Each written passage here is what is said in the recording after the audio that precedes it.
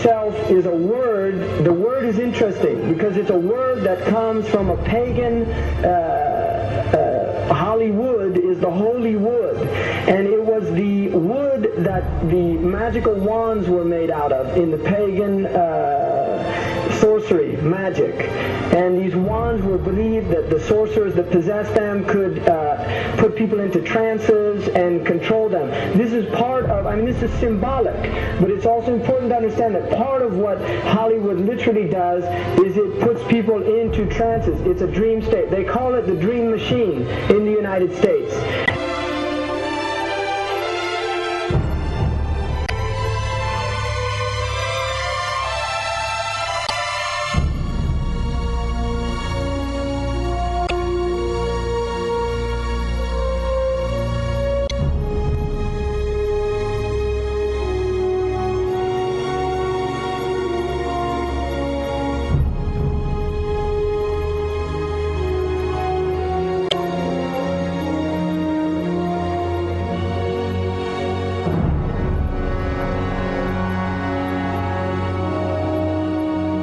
Creates fantasies for people. It puts people into these things. Now, one of the things is interesting that in the part of what's done in movie theaters, in darkened rooms where people watch television, is literally a trance state that occurs. What's called suspended state of disbelief. You enter into a state, you suspend your disbelief and enter into a state whereby you begin to believe what you internally realize is imagination.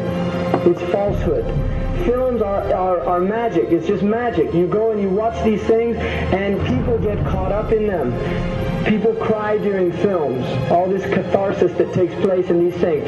Many of the films, and this is an important element in the control mechanism, is literally allow people to go and have certain type of catharsis as a purging experience, which Aristotle talks about the necessary element. One of the necessary elements of tragedy is to create this cathartic experience. And this is why a lot of the films, especially also news and things like this is why news is very important in this culture. Everybody watches the news.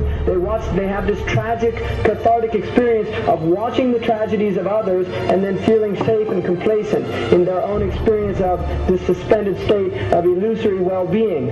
So these are very intricate and sophisticated methods. Now, I think it's dangerous, although there are elements, there's concerted efforts that take place, there's also a lot of people that have similar worldviews that aren't necessarily working together in concerted efforts.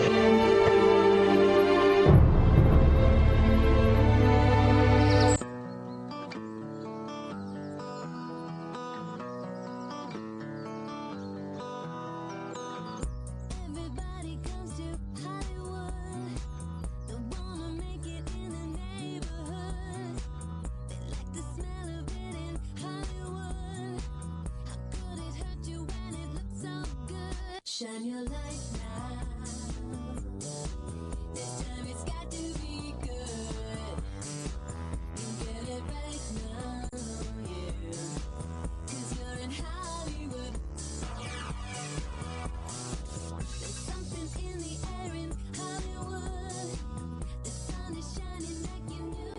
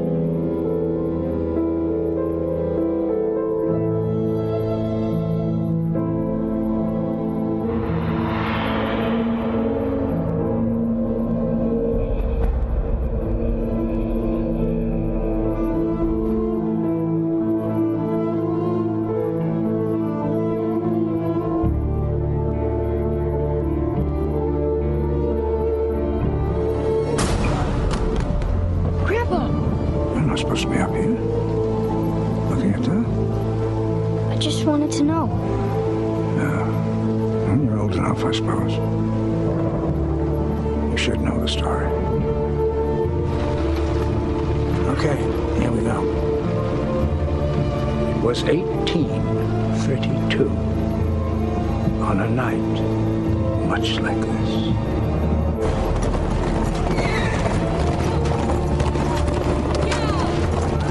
Charles Carroll was the last surviving signer of the Declaration of Independence. He was also a member of a secret society known as the Masons, and he knew he was dying. He woke up his stable boy in the middle of the night and ordered him to take him to the White House to see Andrew Jackson, because it was urgent that he speak to the president. Did he talk to him?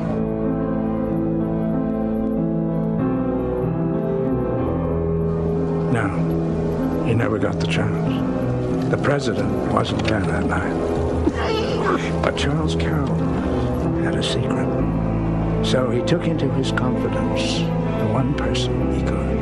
My grandfather's grandfather, Thomas Gates. What was the secret? A treasure. A treasure beyond all imagining.